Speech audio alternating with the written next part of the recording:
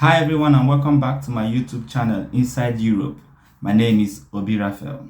On this channel we feed you with the latest tips on how to land yourself into the country if you wish to, and also we explore the most beautiful places in the country of Poland. If this is something you love, please feel free to subscribe to the channel for more videos like this.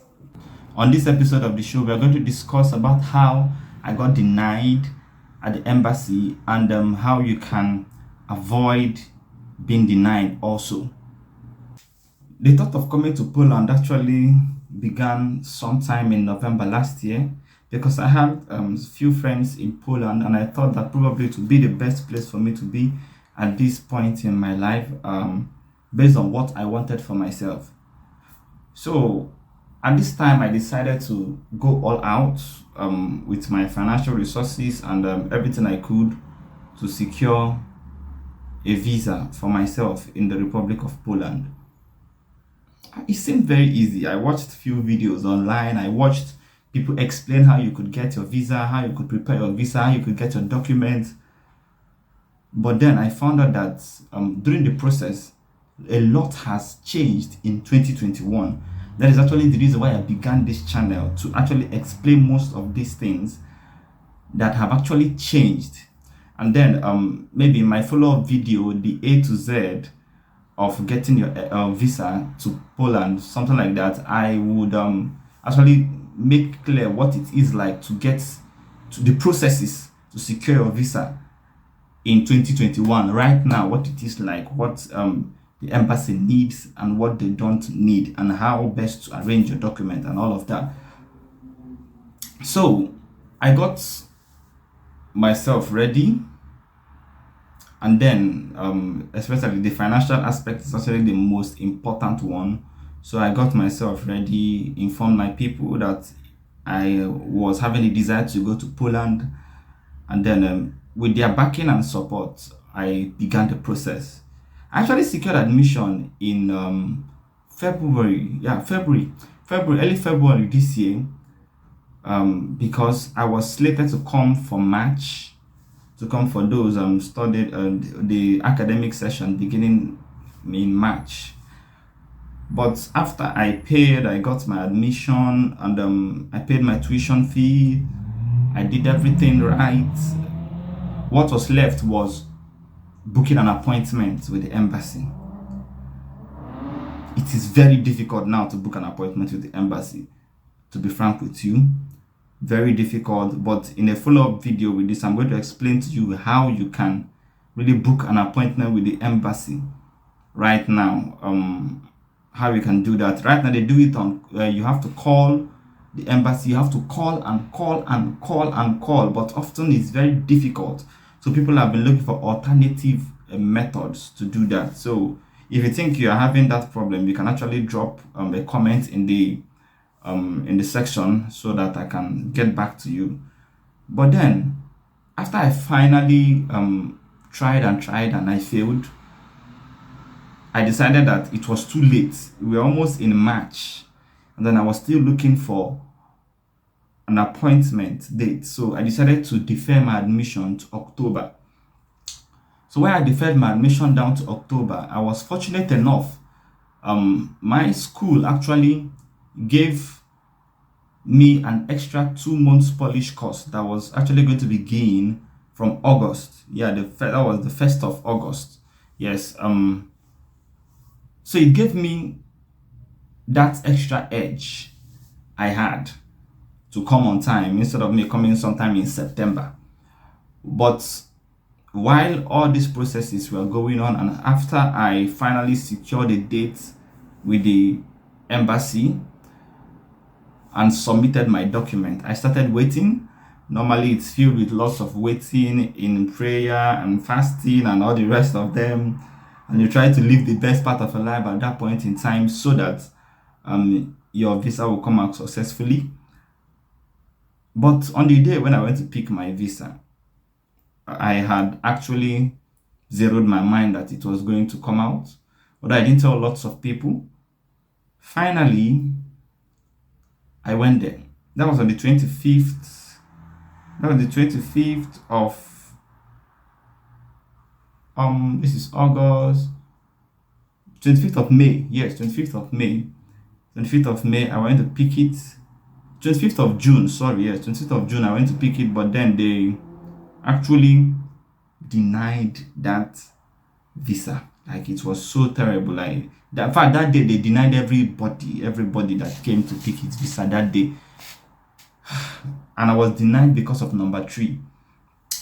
Yeah, there are actually so many reasons why you can be denied the visa to come to Poland, but we're not going to talk about all of those now. I will have a separate video for that because it's a very, very long list, and we're not going to deal with that now. So, but I was denied for number 3, and number 3 states that I do not have enough funds to come to the Republic of Poland or to sponsor my stay in the Republic of Poland.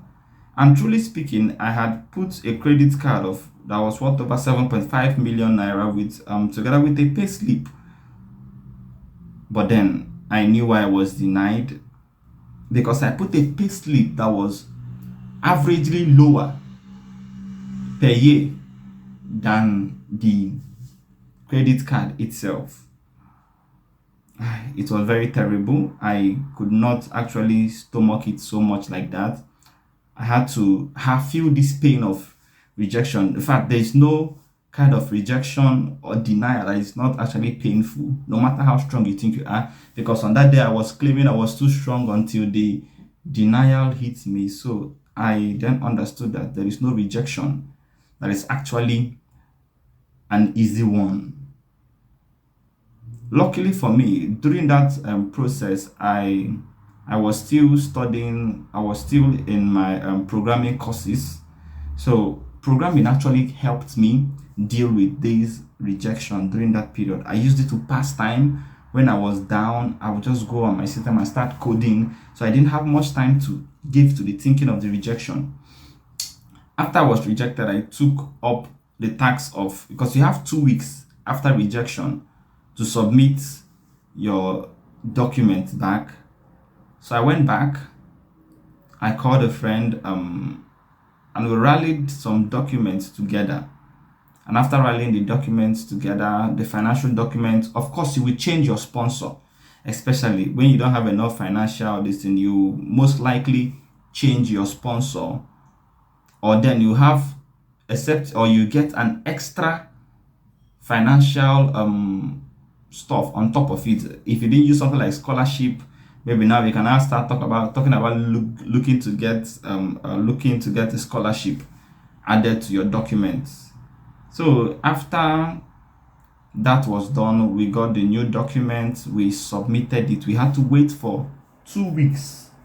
For 2 weeks, because they did not actually deliver as they said in 7 working days. Yeah, they kept on postponing, come today, come tomorrow, for a whole week, and then it was now on the 2nd week that they finally gave me the visa. It was not actually easy. The waiting period was not easy, trust me. After submitting, I had to go down really in serious prayers. I had to calm down, slow down the pace of my life. I wasn't living on a fast lane anymore.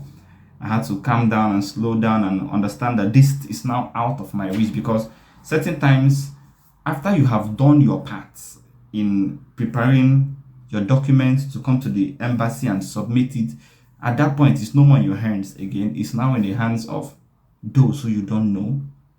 So at that point, you are not going to say, oh, it's my energy that is going to work for you.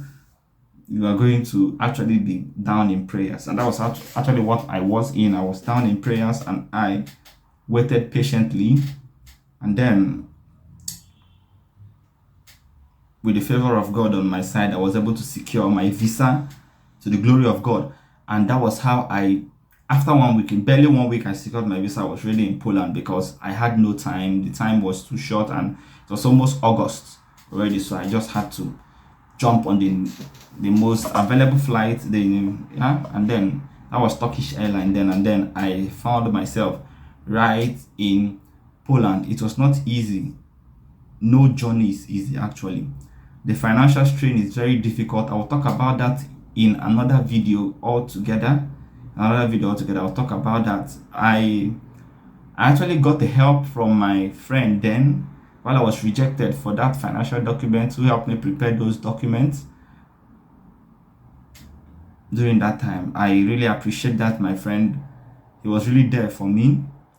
It was not easy to really deal with the stress of the rejection and getting your papers together. You have to do all this in the space of 2 weeks.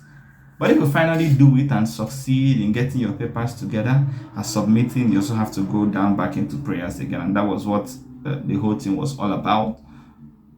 But we thank God that we're here finally. That is my story of coming to Poland, how I was rejected and denied my visa. I would not want any of you to face that. So I will tell you finally one last thing you need to know before you submit your documents. One last expo. Please do not submit pay slip and credit card together. Submit one of them. Do not submit a pay slip and a credit card together. Submit only one of them. I'm going to do a separate video on this, and I hope that you'll be able to understand this. Just submit only one of them. And if I am to suggest what should you submit, I would say you should submit payslip. If I'm to suggest what you submit, I would say submit payslip. That is how I'm going to say it, and that is what I feel for me is the best thing to submit, because that's what I actually submitted in my appeal, and that was what went through for me. Please let the amount which you are putting on your payslip be quite high. Don't let it be very small amount. Let it be at least 900,000 and above. That will actually earn you your visa. That was how I treated and handled mine when it came up, because the initial one was 300,000. Imagine, that was very terrible of me. That was a mistake I made. But with the finding I did, I now had to increase it to about 1.2 million or thereabout. Yeah, and then that was how I scaled through it. So that is it. More videos like this will be coming in the future, and I hope that you stick around. Thank you for stopping by. Thank you for watching this video. I'm very grateful to have you around, and I believe that if you are planning on a trip to come to Poland, you are going to be successful. Until then, peace.